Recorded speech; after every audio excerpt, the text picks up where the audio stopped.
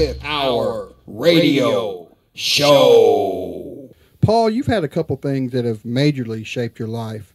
One being your piano playing, obviously, and another being your fight with a congenital heart defect. Now, these defects occur in over 40,000 newborns in the United States alone, and oddly enough, I haven't heard too much about CHDs. What exactly was your defect?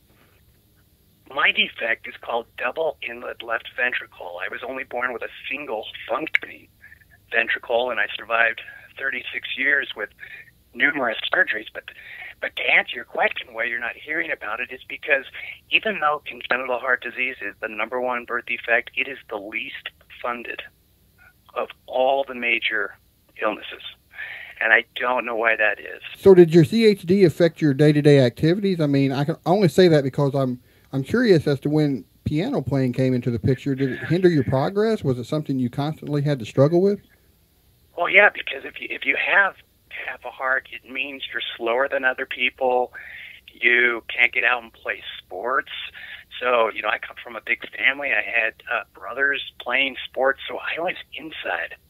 I was at the piano, and I was trying to find something else that I could do, and fortunately, the gift of music came to me, and I was able to start interpreting feelings and emotions that I was experiencing for the fact that I wasn't as normal, even though I felt normal. I mean, you survive and you adapt. And so fortunately, I had music to be my vehicle. You were at a point where, well, I guess you were going to die if you didn't receive a heart transplant. Was it at this point that you decided to start your blog while you was waiting on a list for a new heart? Yeah, I was 36, so exactly 5 years ago is when I received the new heart. And I waited 385 days. And while I was doing that, fans were asking, what's going on? Why aren't you performing? Why haven't we heard anything new? And so I decided that I had to share my story with people and what I was dealing with. But the main reason I did it is because I didn't know if I'd be around, and I have a little girl. And I wanted to be able to write what I was feeling so that if I wasn't around, she would have this memory of her dad and how I thought and felt through the illness.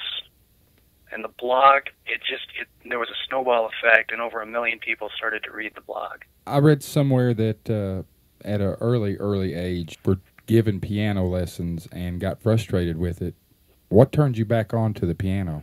I lasted only about a year. It was a decade later. And it's a sad story. I wish I didn't have a sad story, but I lost a friend in high school, and he was a normal, healthy guy who played the piano. And I used to watch him play, and it just blew me away. His fingers were all over the place. And so in trying to find comfort, I went to the piano in my parents' living room, and I sat down, and I played a couple notes, and for whatever reason, those notes were healing my grief. And I learned I could write a song. And then I went and I played the song for their family. And just to see the effect that it had was so touching and inspiring that playing the piano became as a kid, became my Xbox. I was playing 3 hours a day, and I couldn't get enough of it. Starting off, I mean, did you actually have the ability to read music, or did you just play by ear? I mean, I think that's phenomenal how people can do that. Yeah, there's two types of musicians. There's the ones that, it's just there. We get in bands and we fuse together, we jam together, and we kind of know what the other player is doing. And then there's the very dedicated people that are, disciplined enough to keep practicing. I had a little bit of both because I had a teacher that taught me for a year. And then after that, it was the Wild West. I was a free spirit to do whatever I wanted to do. And so, I've always had critics say, oh, he's not doing it the right way. But on the other hand, I've got a family over here who's having a wonderful experience because the music's helping them deal with loss. Have you had any compositions that you've created that you've listened to later on and thought, man, I wish I had done this just a little bit differently? Oh, all of them. how many football players do you know that watch the game that are like, oh, I should have done this and I should have done that, and so we're always looking back and saying, we're all looking at our little failures in life, but I choose instead just to focus on what's ahead, and the past is the past. There's things I wish I could go back and change, but I can't. It's a piece of history, so just try to do better next time. So you're here with us today. That means, you found your heart, the surgery was successful, and on top of that, so has been your music career. What was it like going through something so life-changing like your surgery to a little over a year later being #1 on the Billboard charts in the perfectly titled album New Life? Well, I say you only live twice. and so beating in my chest today is the heart of a young man who signed up to be an organ donor. Unfortunately, his life ended, but because of his sacrifice, I'm here. And then I just feel so strongly that I owe it to him and to everybody else who helped me to just be the best I can be. And so a year later, when we put out an album inspired by all these events and all the beautiful people that helped me, I really wasn't surprised that it hit #1 because it's a tribute to the whole experience and just the numerous amount of medical people involved and all these families I've met along the way who have kids with heart defects. They need somebody to look up to know that they're going to survive and they're going to live and have a wonderful life.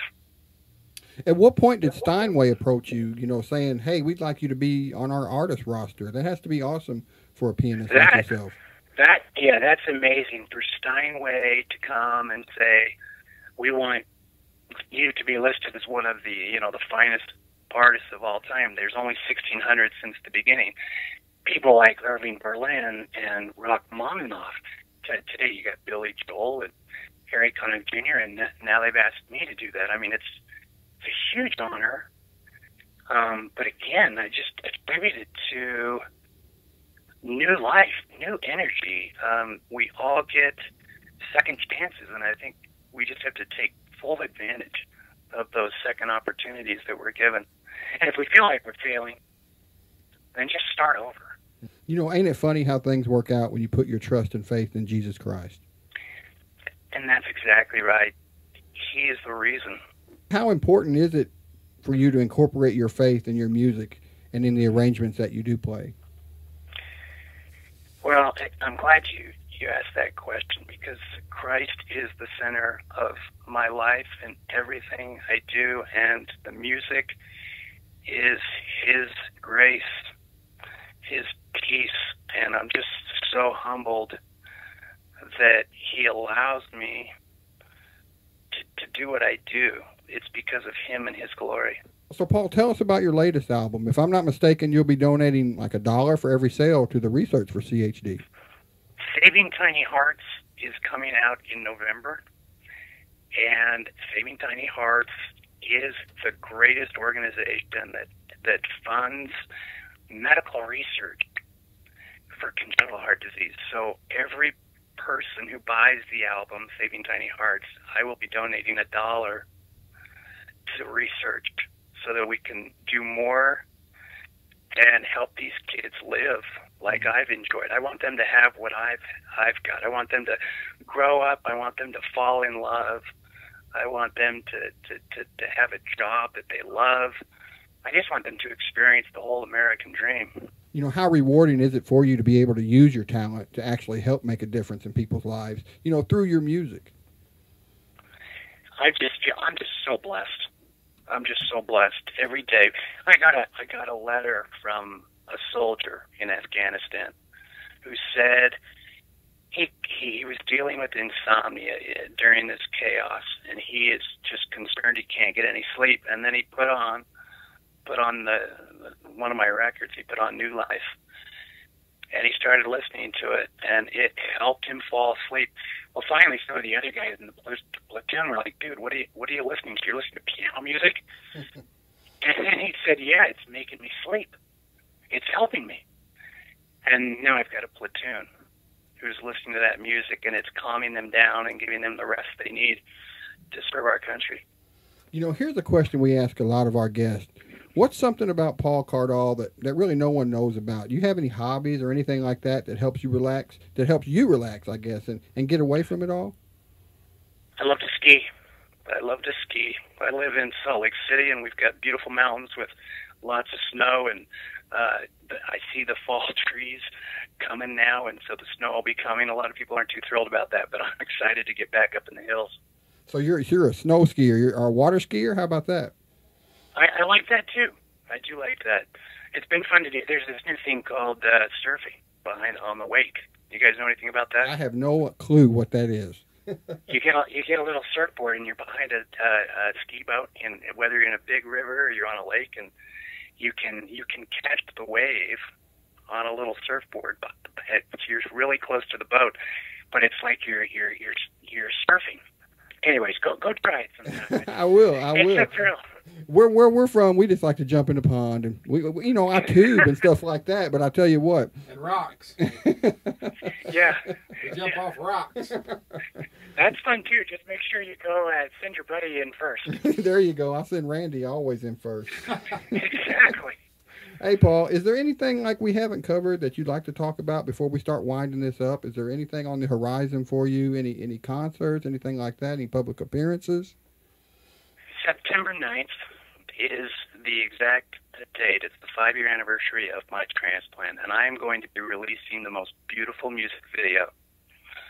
So if people will come to my website, paulcardall.com, they'll be able to see that video. We have all these wonderful kids in this video, and they represent these kids throughout the world. There's over 1 million that have a defective heart.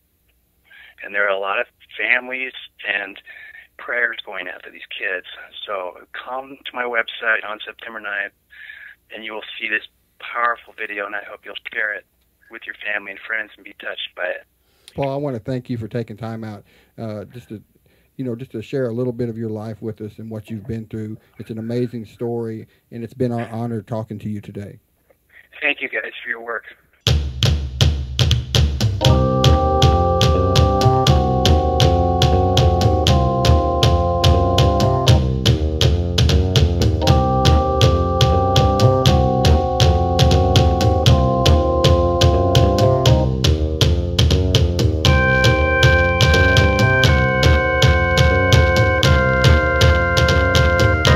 The 25th Hour Radio Show.